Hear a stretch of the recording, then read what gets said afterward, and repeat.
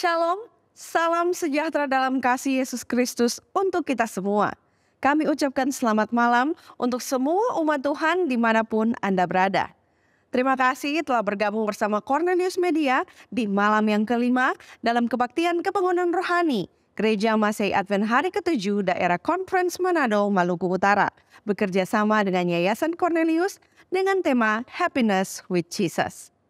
Kami percaya dengan pertolongan Tuhan melalui KKR ini, berkat-berkat rohani akan dirasakan oleh saudara-saudara umat Tuhan sekalian. Jika Anda merasa terberkati, Anda dapat membagikan tayangan ini kepada teman, sahabat, dan keluarga Anda. Pada malam ini kita juga akan diberkati dengan lagu pujian serta tips yang akan dibawakan oleh Pendeta Resa Liwe dengan judul Dampak Buruk yang Kita Senangi. Umat Tuhan sekalian, kami memiliki ruang doa khusus. Bagi saudara yang sedang bergumul dan rindu untuk didoakan, Anda bisa menulisnya di kolom komentar YouTube dan Facebook kami. Dan pada malam ini, doa akan dibawakan oleh hamba Tuhan Pendeta Felix Gosal, MAR. Pembahasan firman Tuhan malam ini akan disampaikan oleh Ibu Nola Lasut Sahen Solar. Mari kita ikuti KKR ini dengan menyanyi lagu buka yang akan dipandu oleh Praise Team, dilanjutkan dengan doa buka.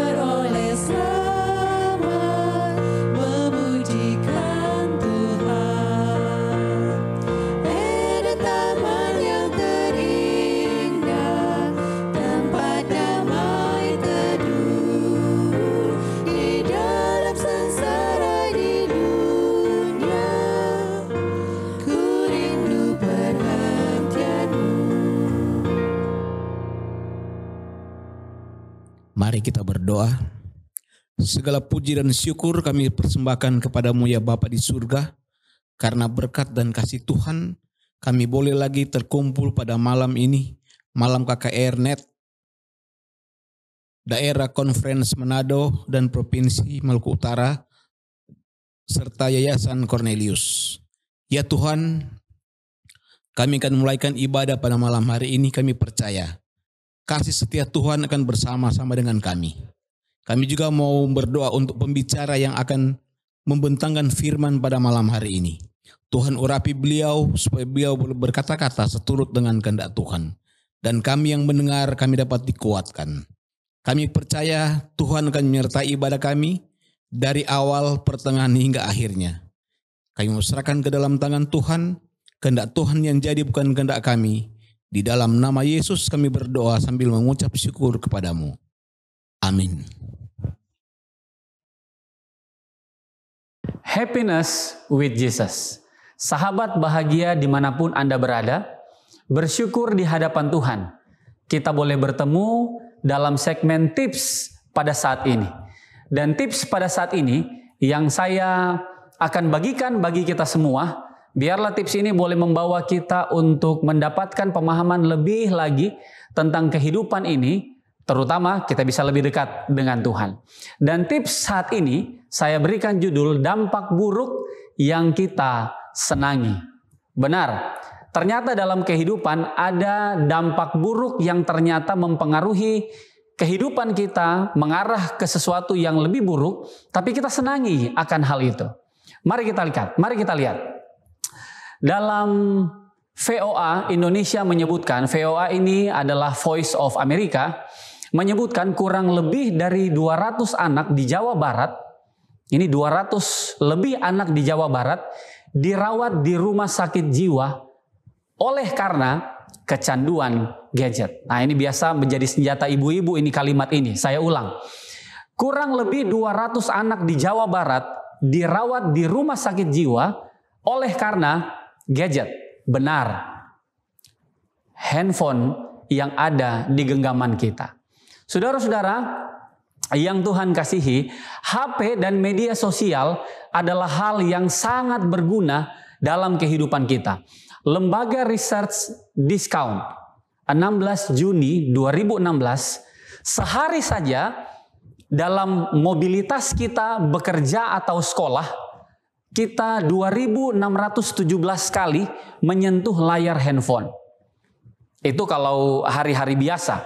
Tapi kalau hari sibuk, pekerjaan berat, komunikasi harus kita buat sebanyak mungkin, maka kita pencet layar handphone kita sebanyak 5.427 kali. Bahkan penelitian yang lain mengatakan bahwa kita menghabiskan waktu 3 jam dalam bekerja, dalam sekolah, untuk menyentuh layar handphone. Bahkan Indonesia menjadi nomor 5 peringkat dunia dengan penggunaan media sosial yang paling banyak. Nah, saya tahu kita punya media sosial, bahkan saya punya lebih dari 1 media sosial yang saya sentuh setiap hari. Dari Smart Insight Februari 2019, ini memang data dari 2019 saya ambil oleh karena itu sebelum COVID. Di dunia ini ada sekitar 3,2 miliar penduduk dengan populasi 46% menggunakan handphone atau pengguna media sosial. Saudara-saudara yang Tuhan kasihi, HP dan media sosial biasa menjadi setengah dari kehidupan kita, entah kita belajar atau kita bekerja. Saya tahu itu tidak buruk.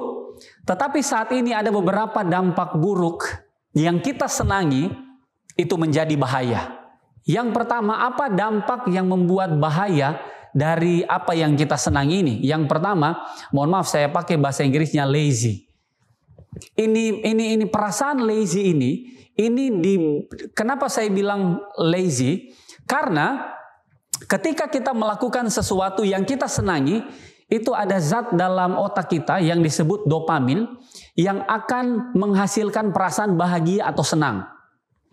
Menurut website Halo Sehat dari Kementerian Kesehatan Republik Indonesia, ini dopamin ini terjadi dalam otak kita oleh karena ada 7 bagian. Oleh karena pertama, memakan makanan berprotein. Yang kedua, mengurangi penggunaan lemak jenuh. Yang ketiga, sering olahraga. Yang keempat, kualitas tidur yang baik atau melihat jam tidur kita dengan baik. Yang kelima, mendengarkan musik. Yang keenam, meditasi. Yang ketujuh, bertemu matahari. Kita berjemur atau kita melakukan aktivitas di bawah sinar matahari. Nah, saya tidak terlalu dalam poin pertama ini tentang lazy. Tapi ketika kita melihat handphone, ketika kita menggunakan sosial media, 7 hal yang menciptakan dopamin tadi yang bagus tidak terjadi.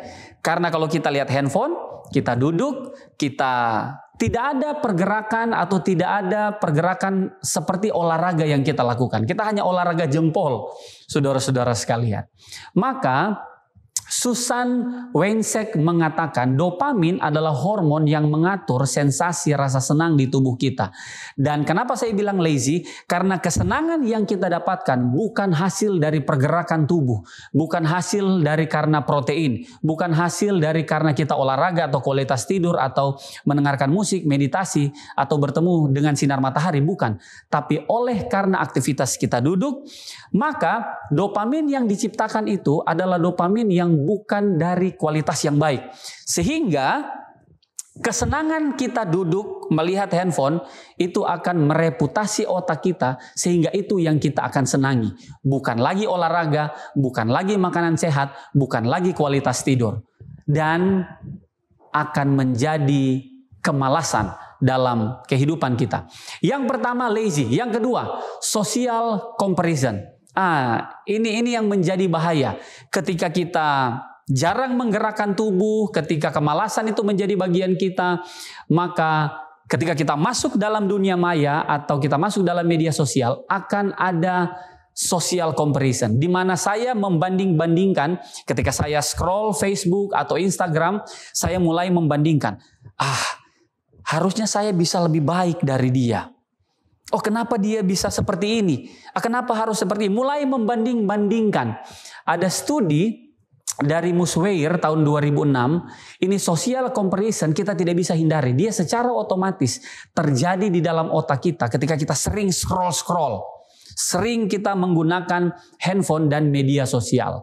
Jadi membanding-bandingkan, ketika kita kembali ke dunia nyata, maka akan kebiasaan kita menggunakan media sosial atau handphone membanding-bandingkan akan terjadi juga terekam bagi otak kita, dan kita akan membanding-bandingkan dalam dunia nyata.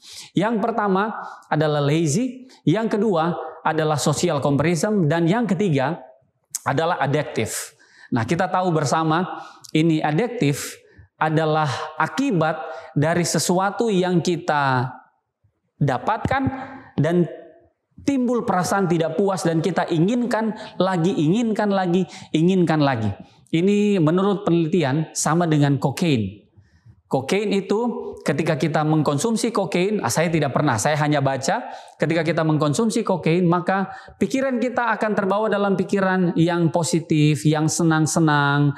Maka ketika habis reaksinya kita stres kembali, maka kita ingin lagi kokain tersebut. Sama dengan handphone atau media sosial. Kecanduan menurut artikel dari Halodoc berkata, kecanduan pada seseorang terjadi dalam 3 tahap. Dimulai dengan munculnya keingintahuan. Yang kedua, itu berlanjut menjadi menyukai, jadi dari ingin tahu, lalu menyukai, dan itu susah dihilangkan, dan yang ketiga akan dilakukan berulang-ulang. Nah, itu 3 hal yang penggunaan handphone yang kita anggap baik, tapi ternyata ketika berlebihan itu berdampak buruk. Bagaimana dia punya solusi atau jalan keluar? Yang pertama, jauhkan HP ketika jam istirahat. Jadi kalau kita kerja kantor atau jam istirahat, kita jauhkan. Kalau di sekolah, kita mungkin kumpulkan handphone, lalu kita pergi keluar, bertemu dengan matahari, bermain dengan teman-teman. Kalau di tempat kerja, kita letakkan handphone jauh-jauh, lalu kita usahakan kita berdiri dari tempat duduk di mana kita kerja. Maka itu juga akan menghilangkan stres. Bahkan dari Dr. Indriati Paskarini berkata bahwa waktu istirahat di antara jam kerja, ketika kita berdiri, kita bergerak, itu meningkatkan produktivitas, kreativitas kita. Maka kita akan melakukan pekerjaan-pekerjaan yang lebih lagi dari apa kalau kita tidak ada waktu istirahat atau kita hanya istirahat di tempat duduk.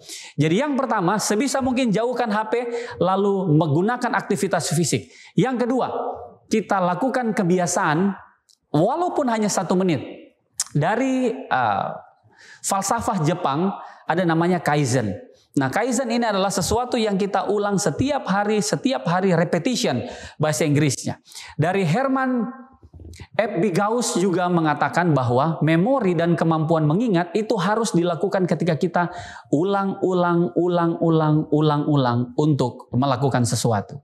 Jadi bagaimana kita menghindari dampak buruk dari lazy, dari social comparison, atau dari yang ketiga tadi yang saya katakan adiktif? Ada 2. Yang pertama, jauhkan HP, buat aktivitas bergerak badan, dan yang kedua, kita bisa lakukan kebiasaan baik di luar handphone 1 menit setiap hari. Ada satu ayat yang saya ingin bagikan, 1 Korintus 15 ayat 33. Bahasa Indonesia yang bilang begini, janganlah kamu sesat, pergaulan yang buruk merusakkan kebiasaan yang baik. Bahasa Inggrisnya dalam King James Version, saya lebih senang membacakan, be not deceived, evil communication corrupt good manners. Kalau di bahasa Indonesia bilang pergaulan yang buruk, di bahasa Inggris bilang evil communication, komunikasi yang buruk, di mana kita hanya bergantung kepada hal yang kecil ini dalam berkomunikasi atau berselancar dalam media sosial kita, tanpa sadar itu membawa kita ke dampak yang lebih buruk. Tuhan memberkati kita dalam tips ini, saya bawa dalam nama Yesus.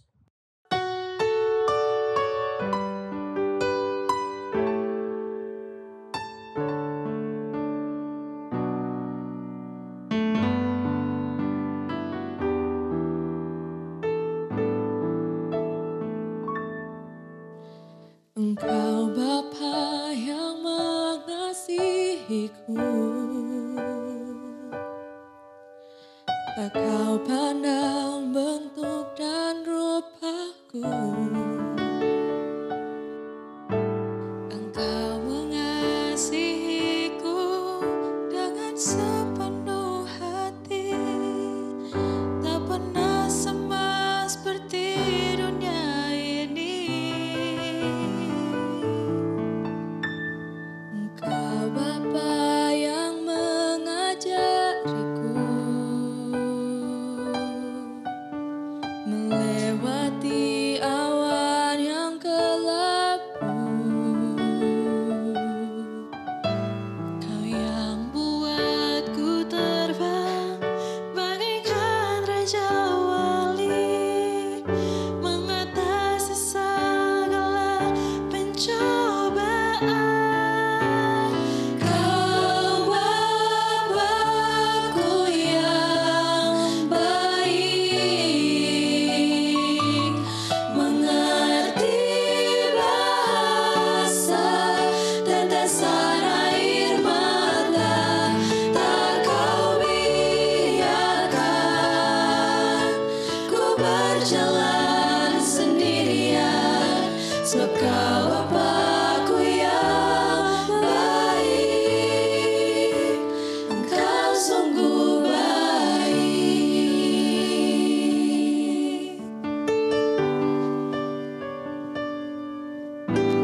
Engkau Bapa yang mengajariku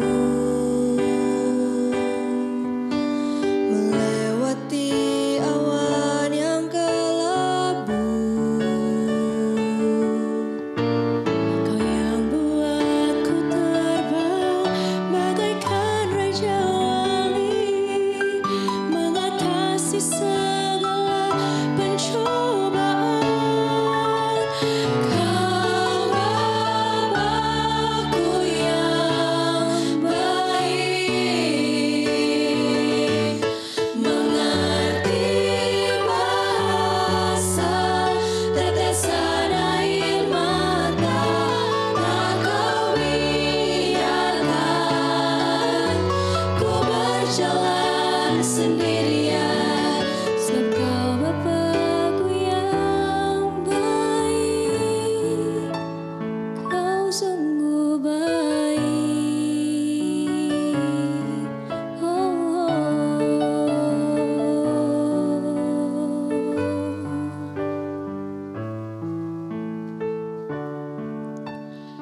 Di saat badai bergelora, ku akan terbang bersamamu. Bapa, Kau Raja atas semesta, ku tenang sebab Kau Allahku.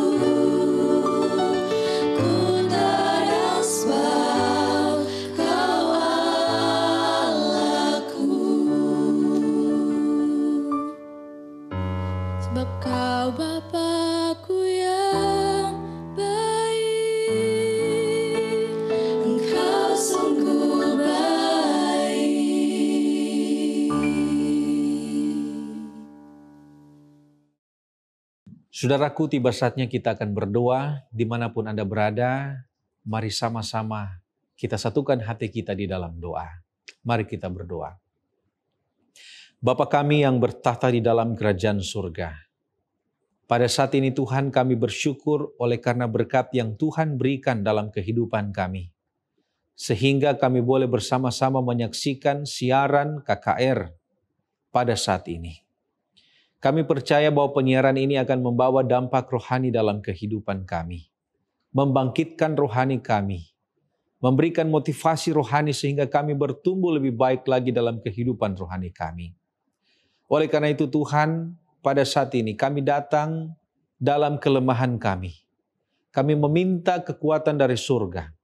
Kiranya Tuhan memberikan kekuatan dari surga agar kami dapat menghadapi kehidupan kami yang penuh dengan persoalan ini.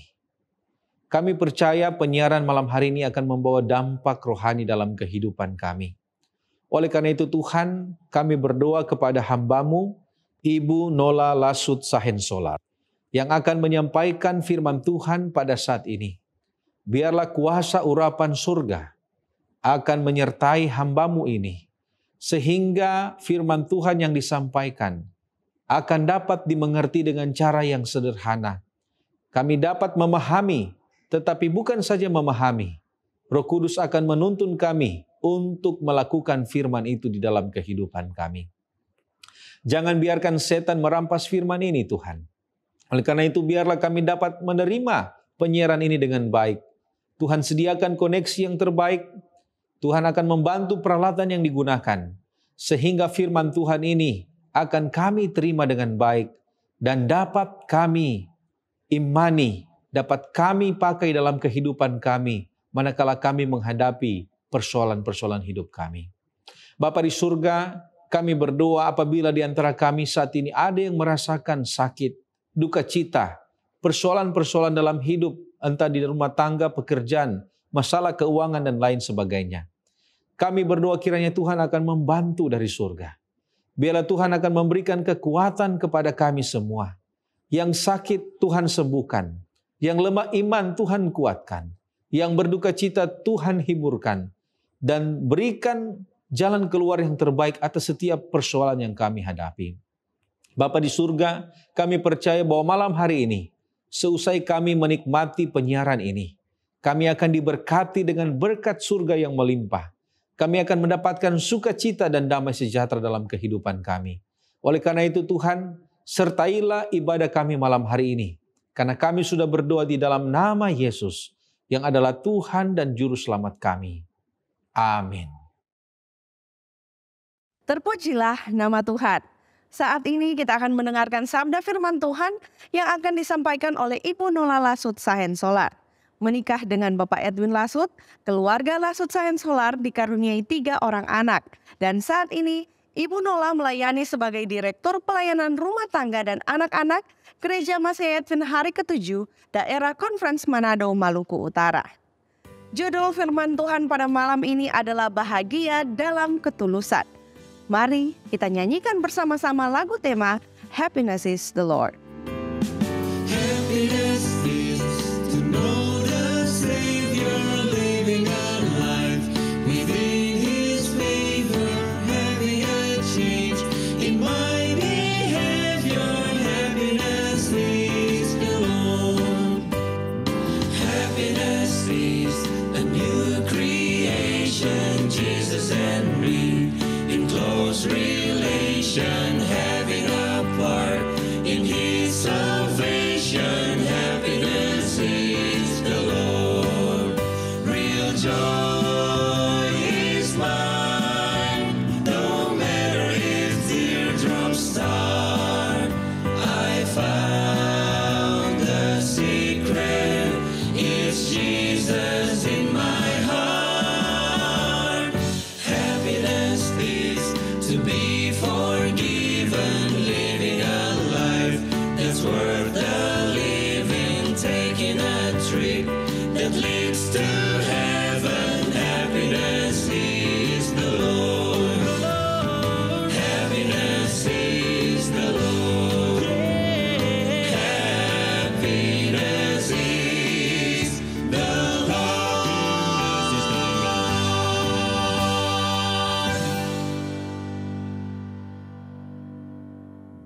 Mari berdoa.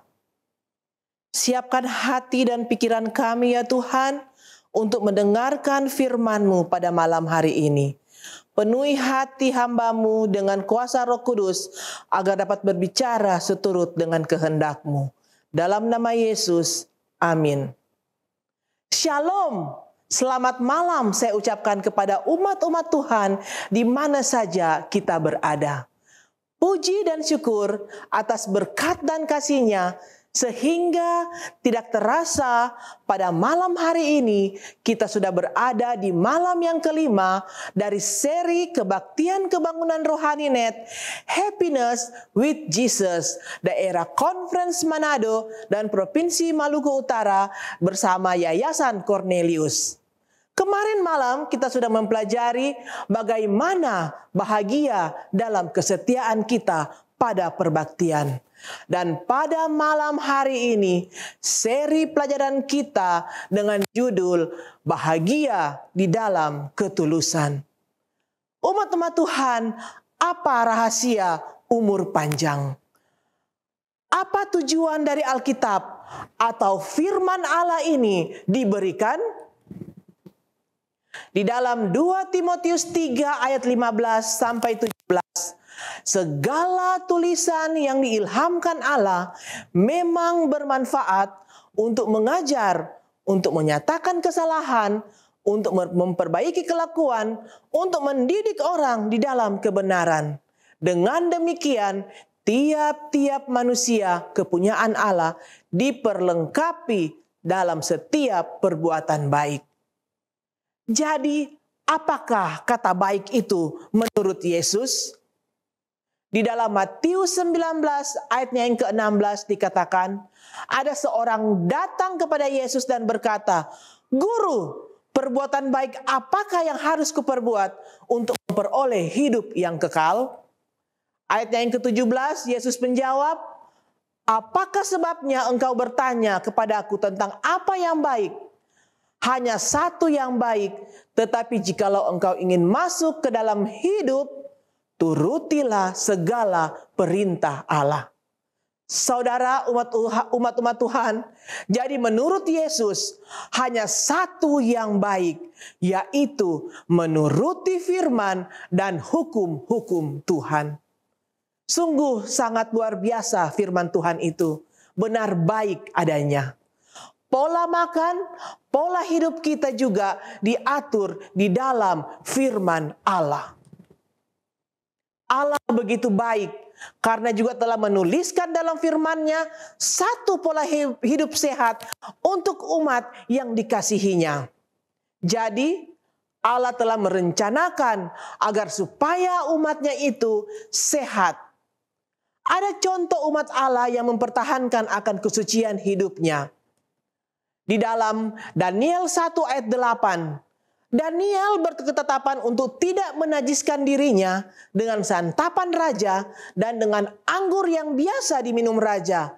Dimintanyalah kepada pemimpin pegawai istana itu supaya ia tidak usah menajiskan dirinya.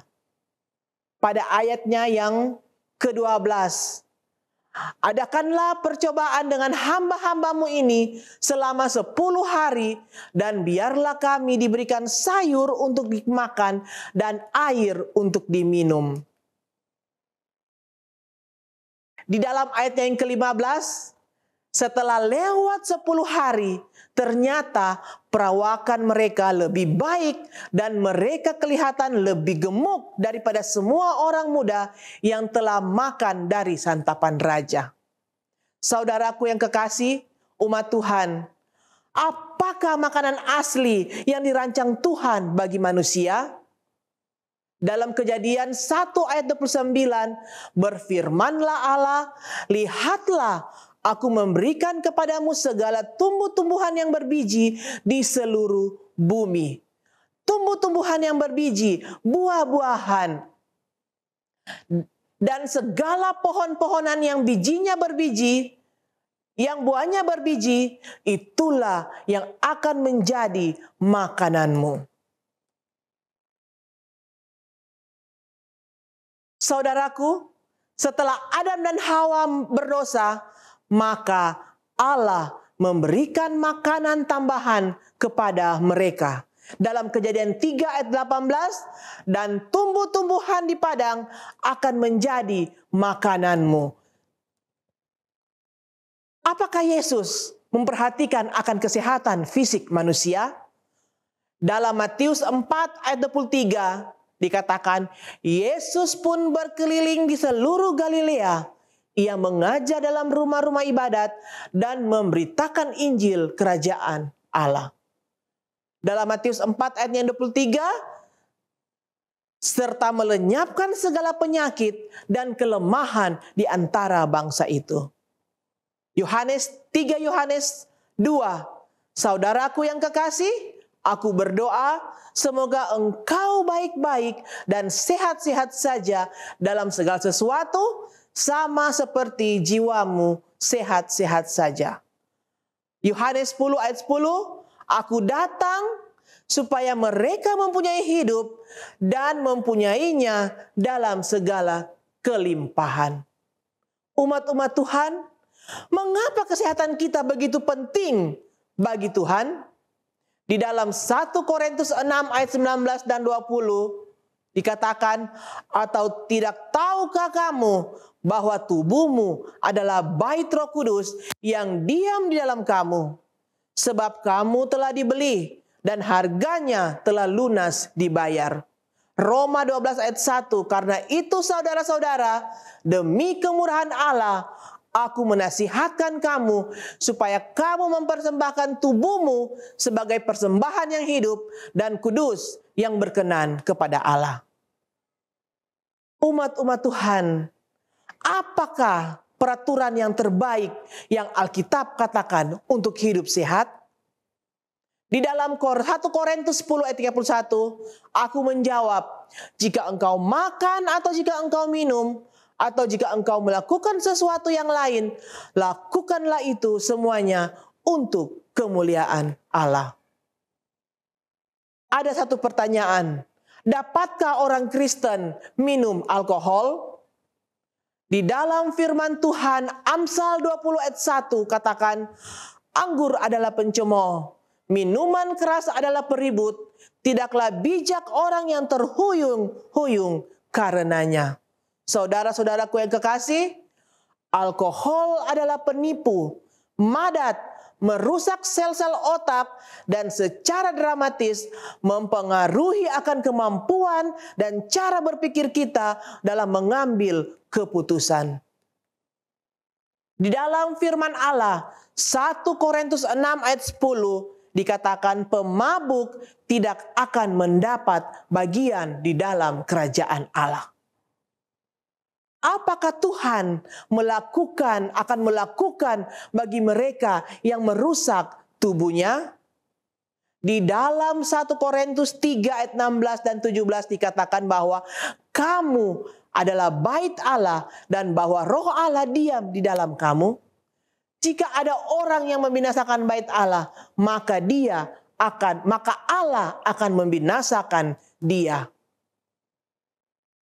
Dalam Keluaran 20 ayat 13 dikatakan jangan kamu membunuh.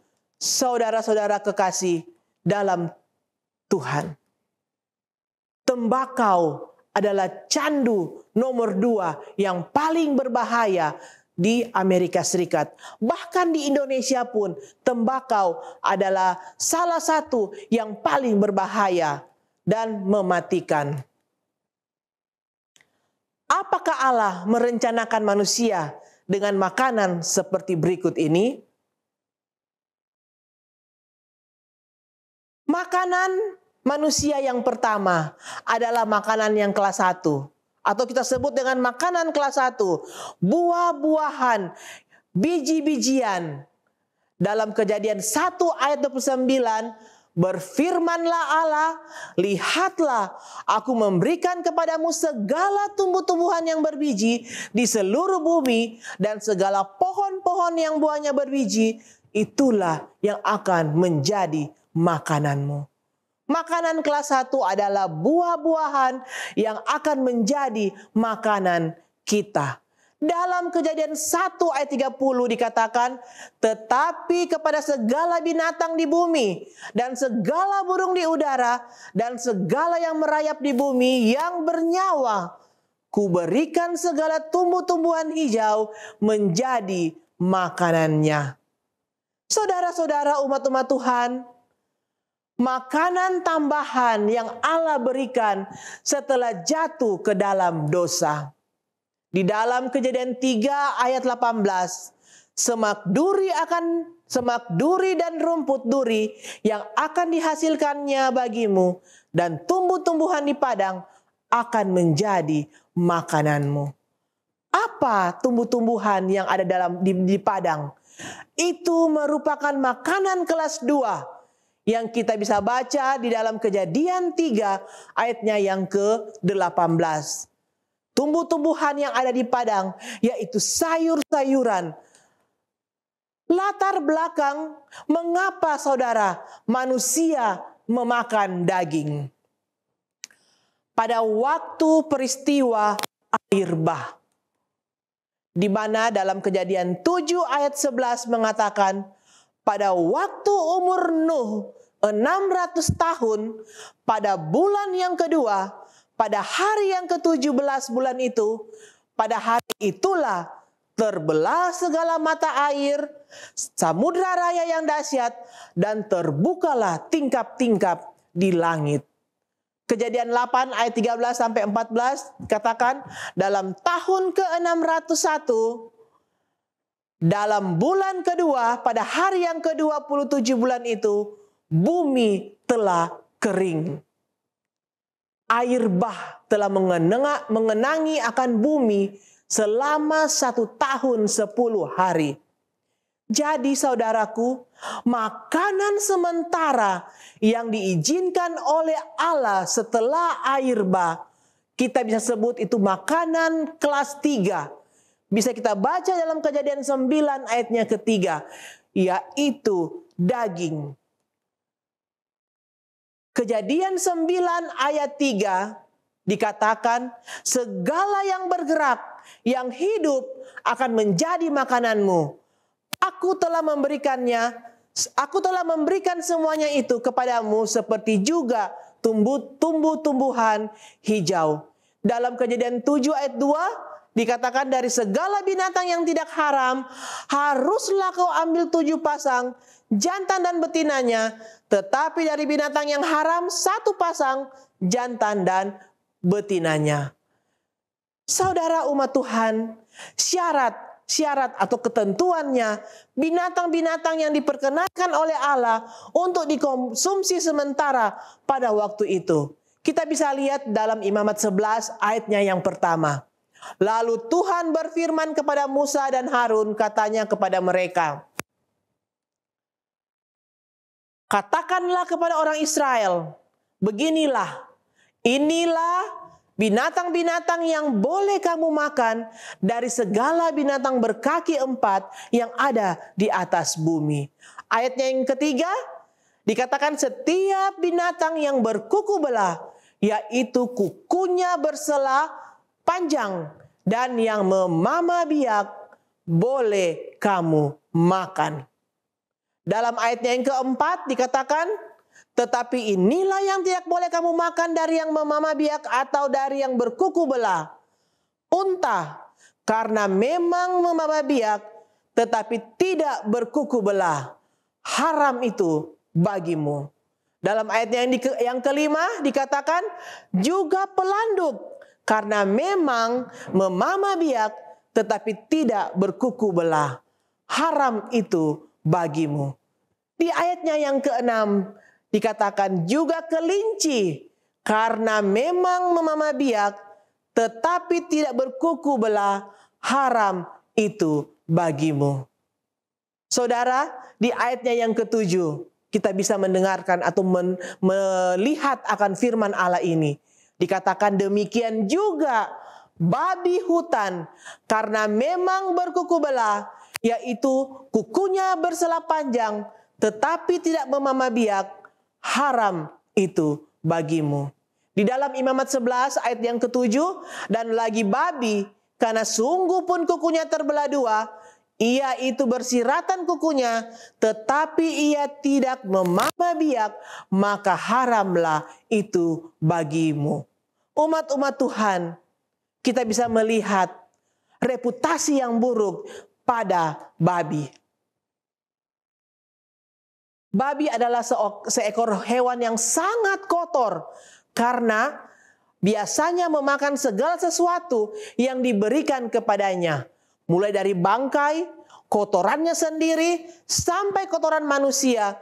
Secara psikis, babi memiliki tabiat yang malas, tidak menyukai matahari, sangat suka makan dan tidur, memiliki sifat yang tamak, dan tidak memiliki kehendak dan daya juang, bahkan untuk membela diri sekalipun.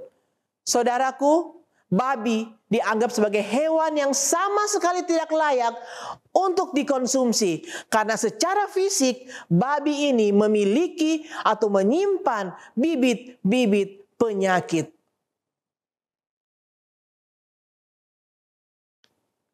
Kita bisa lihat bersama-sama di antara parasit-parasit itu atau di dalam parasit yang ada di dalam babi tersebut.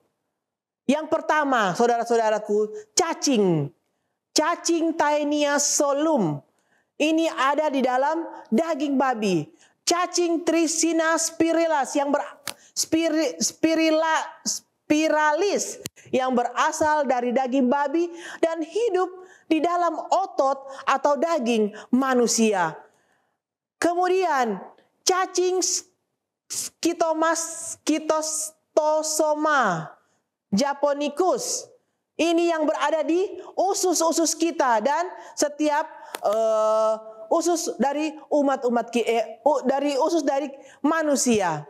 Saudaraku yang kekasih, umat-umat Tuhan, saya memohon maaf kepada kita saat ini. Saya harus sampaikan hal ini kepada saudara-saudara karena saya merasa bahwa Tuhan sangat mengasihi kita, sehingga hal ini harus saya sampaikan kepada kita semua. Bukan saya melarang akan kebiasaan dari saudara-saudara sekalian. Saudaraku yang kekasih, setelah kita melihat tadi apa yang ada di dalam daging babi, masih maukah kita untuk makan daging babi atau daging binatang haram lainnya? Di dalam Alkitab, Allah mengharamkan babi dan binatang lainnya. Atau Allah melarang kita untuk tidak memakan dagingnya karena Allah menyayangi kita agar kita tidak sakit, kita terhindar dari sakit penyakit. Bukan Allah sengaja melarang kita tanpa alasan, tetapi Allah sangat menyayangi kepada kita umat-umatnya. Jadi saudaraku umat Tuhan, untuk apakah binatang itu diciptakan? Binatang itu diciptakan sebagai penolong pada manusia. Di dalam persawahan, menolong manusia untuk bisa membajak. Menolong manusia untuk bisa mengangkut orang. Menolong manusia untuk bisa mengangkut barang. Di dalam Imamat 11 ayat 9 dikatakan, inilah yang boleh kamu makan dari segala yang hidup di dalam air. Segala yang bersirip dan yang bersisik di dalam air, di dalam lautan dan di dalam sungai. Itulah semuanya yang boleh kamu makan. Imamat 11 ayat yang ke-12 dikatakan, segala yang tidak bersirip dan tidak bersisik di dalam air adalah kejijikan bagimu. Saudaraku yang kekasih, contoh hewan yang ada di dalam air yang tidak bisa kita makan atau tergolong haram. Ikan lele, ikan sembilang, belut, kepiting, cumi-cumi, kura-kura, udang besar, udang kecil, kerang dan segala jenisnya, dan semua yang tidak bersirip dan yang tidak bersisip. Itu yang tidak kita bisa makan. Dalam ayatnya yang ke-11, Imamat 11 ayat yang ke-13 dan 18, unggas-unggas yang haram yang tidak boleh kita makan, yaitu raja wali, ering janggut, elang laut, elang merah, elang hitam, gagak, burung unta, burung hantu, burung camar, elang sikap, burung pungguk, burung dendang air, burung hantu besar, burung hantu putih, burung undan, burung ering, burung ranggang, bangau, merangai, dan kelelawar. Itu adalah unggas-unggas yang tidak bisa kita makan. Dalam ayatnya yang ke-20 dikatakan binatang merayap dan bersayap dan berjalan dengan keempat kakinya adalah kejijikan bagimu. Ayat yang ke-29 dan 30, inilah yang haram bagimu di antara segala binatang yang merayap dan berkeriapan di atas bumi. Tikus buta, tikus dan katak menurut jenisnya, dan landak, biawak, dan bengkarung, siput, dan bunglon.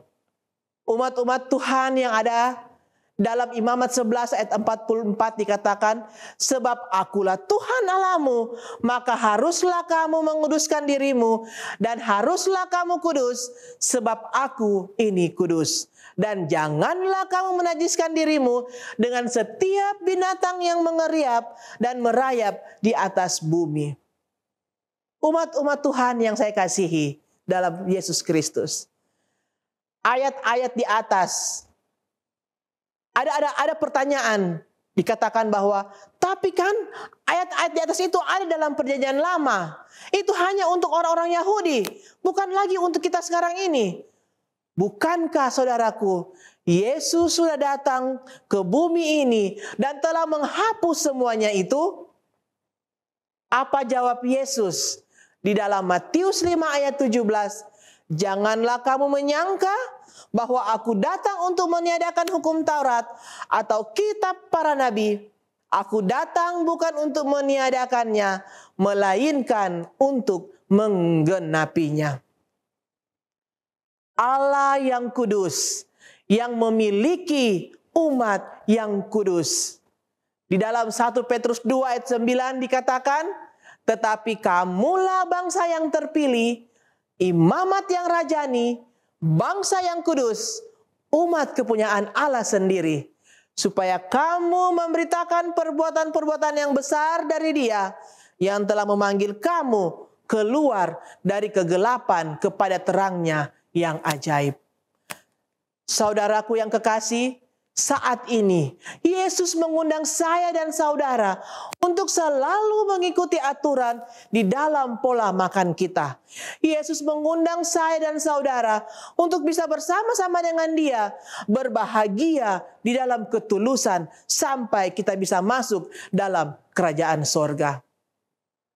Saudara umat-umat Tuhan, tibalah saatnya pada malam hari ini kita periksa diri kita sendiri. Apakah saya sudah mengikuti pola makan dari Allah? Apakah saya sudah hidup menurut dengan pola yang sudah Allah firmankan untuk kita semua? Mari kita berdoa.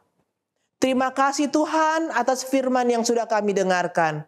Terima kasih Tuhan agar supaya itu bisa mengubah hidup hati dan pikiran kami. Agar kami selalu lebih hari lebih dekat denganmu. Dan Engkau dapat mempersiapkan kami untuk bisa masuk bersama-sama di dalam kerajaan-Mu. Mampukan kami ya Tuhan agar semua firman yang kami dengar tadi menjadi saluran berkat bagi kami semua. Dan kami dapat mengubah hidup kami sehingga kami semua bisa terangkat dan masuk ke dalam kerajaan-Mu. Ini doa dan permohonan kami Tuhan. Hanya dalam nama Yesus kami sudah berdoa dan mengucap syukur. Amin. Puji Tuhan atas pekabaran firman Tuhan yang boleh kita dengarkan. Kiranya berkat Tuhan tetap menjadi bagian kita semua, terlebih khusus bagi umat Tuhan yang telah mengikuti KKR pada malam hari ini. Kami tetap mengundang Anda sekalian untuk kembali bergabung bersama kami besok malam pada pukul 19.00 waktu Indonesia Tengah melalui live streaming di YouTube channel dan Facebook Cornelius Media dengan judul Firman Tuhan Bahagia dalam Kepastian yang akan disampaikan oleh Pendeta Roni Neman MTH. Terima kasih untuk kebersamaan kita pada malam hari ini, sehingga seluruh rangkaian KKR boleh terlaksana dengan baik. Saya mewakili panitia dan kru yang bertugas pamit undur diri. Tuhan Yesus memberkati kita semua dan sampai berjumpa besok malam. Shalom.